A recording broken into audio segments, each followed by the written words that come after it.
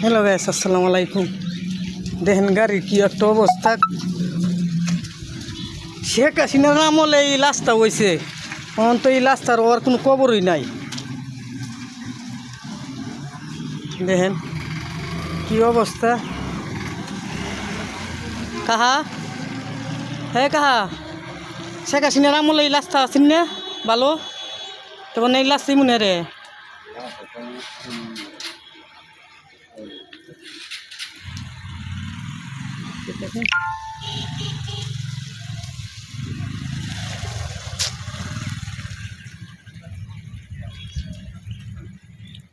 দেখেন কোটিয়ার দিক থেকে মোটকলা লুটটা যে মেন লুটের মধ্যে গাড়ি ঘোড়ার অ্যাক্সিডেন্ট হইবার সম্ভাবনা বেশি।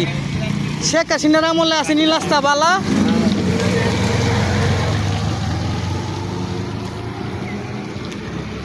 দেখেন কি কি গভীর।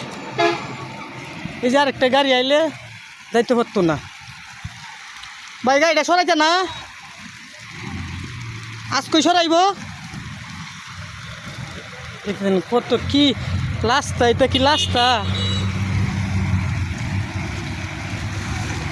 আরেকটা গাড়ি কোচিং করতে পারতো না। দেখেন